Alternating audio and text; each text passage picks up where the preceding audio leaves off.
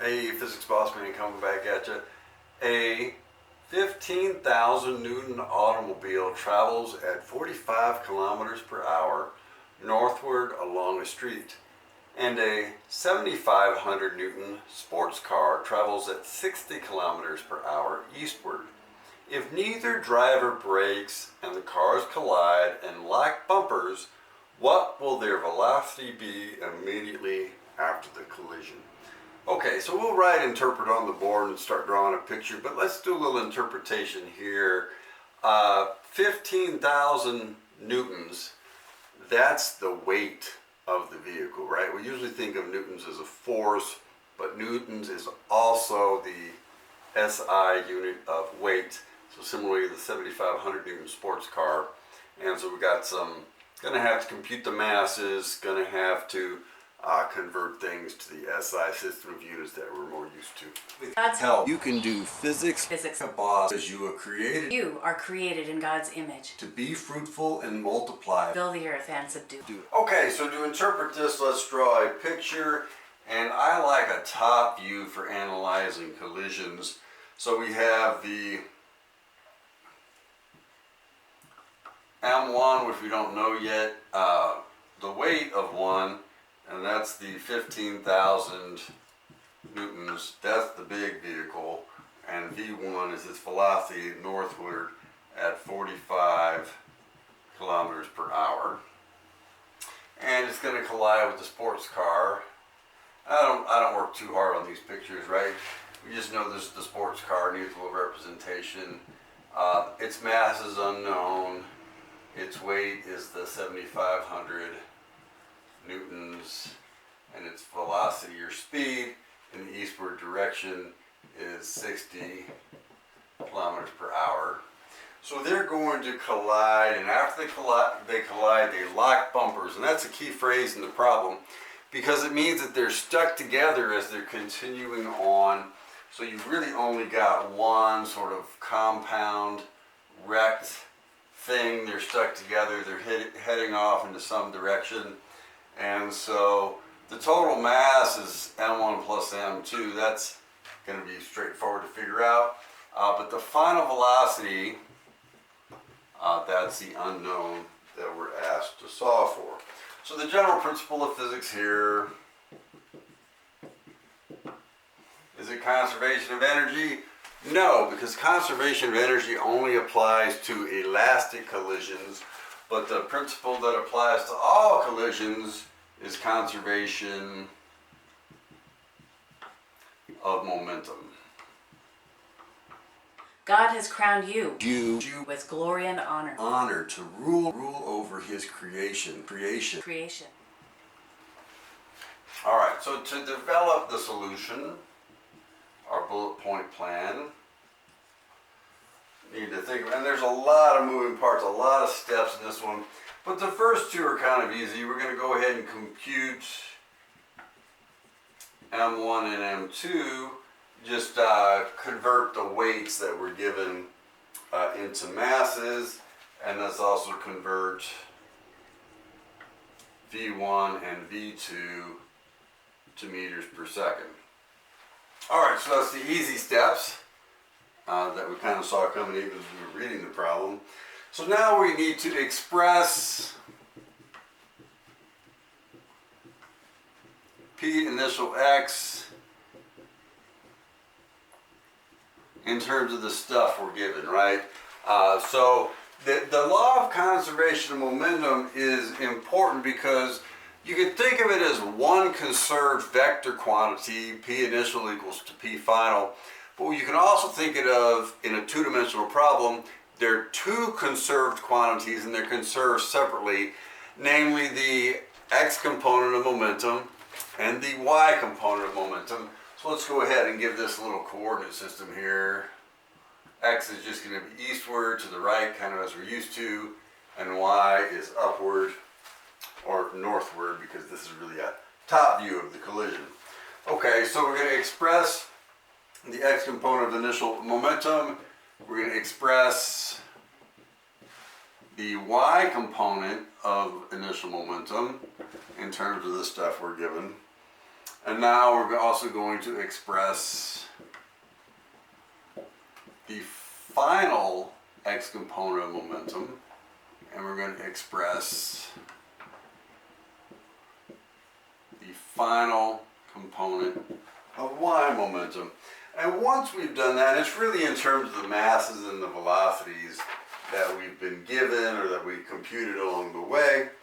And then the key step is always at some point when it's conservation of momentum, you're going to set the initial momentum equal to the final momentum. And this is the x component, and this allows us to solve for the final, the x component. Now, in a lot of these collision problems, you have indexed final velocities, right? You've got the final velocity of mass 1, the final velocity of mass 2. But in this case, they're stuck together and they're moving off together. So we only think about one final velocity, the final velocity of the combined thing that's stuck together. Then we're going to set P initial y equal to P final y and solve for the final y. And it's very convenient to think about this conservation law. Instead of just one thing being conserved, the vector momentum, two things are conserved. Each component of momentum is conserved separately. Science is a gift from God, To help us master nature, but sin added thorns and thistles. requiring the sweat of your brow to succeed. Okay, and so that's pretty much our bullet point plan. Now we just have to execute it.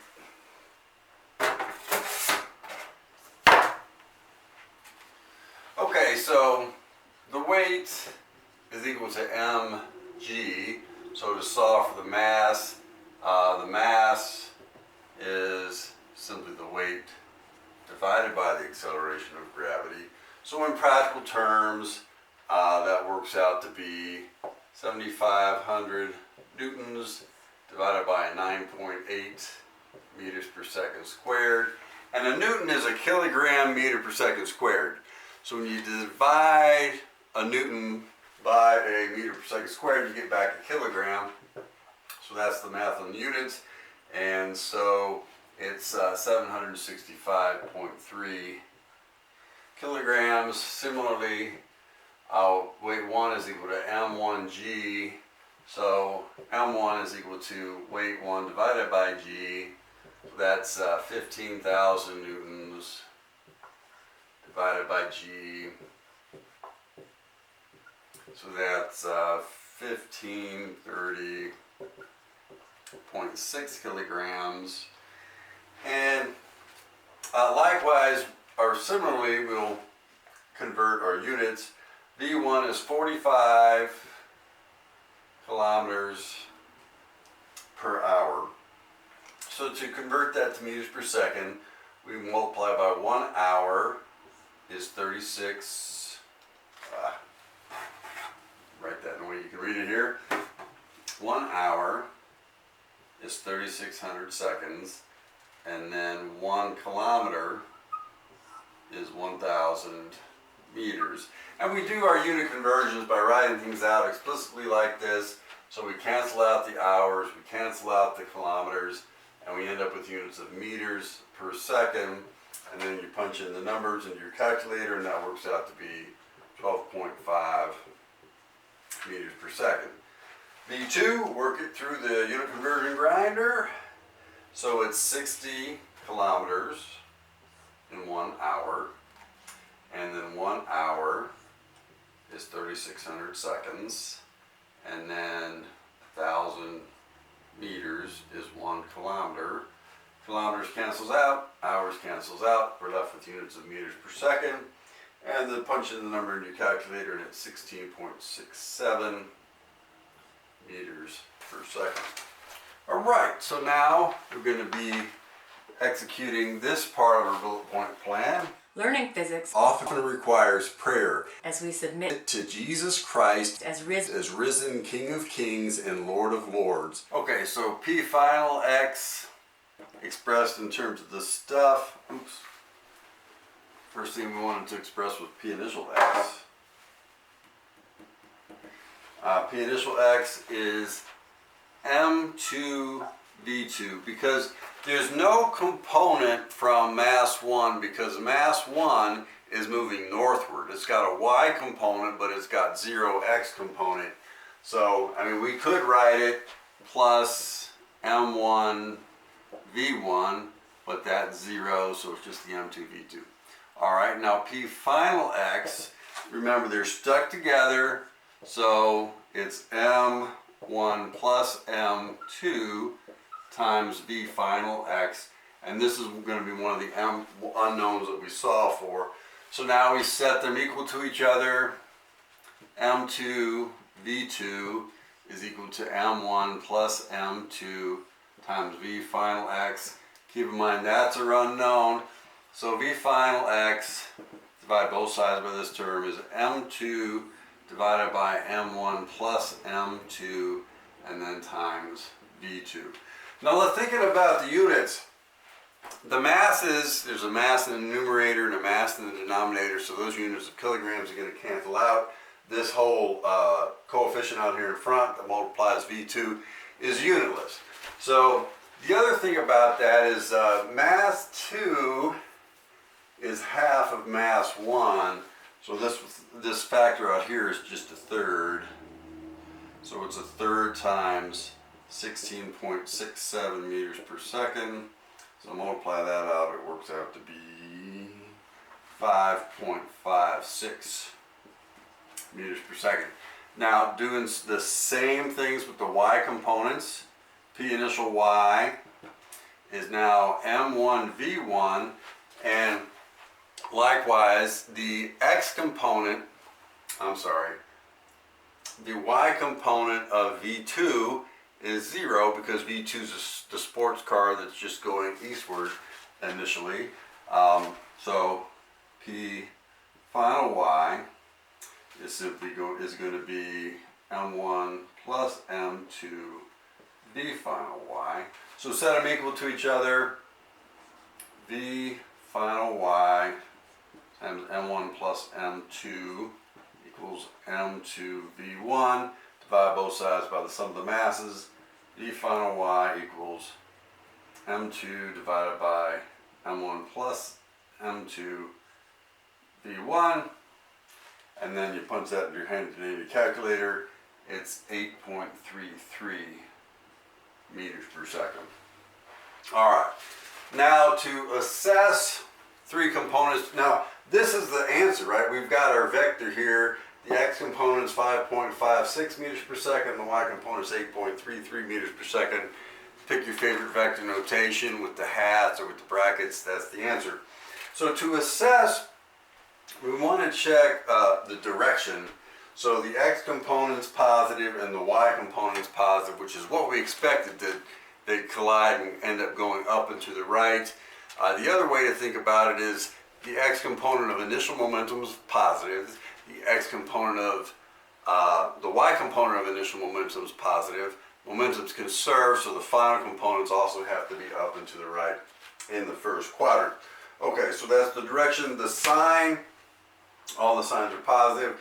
What about the magnitude? Does it make sense that when momentum's conserved, two objects collide? We reign by surrender. We reign by surrendering to Jesus and praying for our daily bread, which includes success in our schoolwork. God will answer and lighten our yoke and the impact of the thorns and thistles in our labor.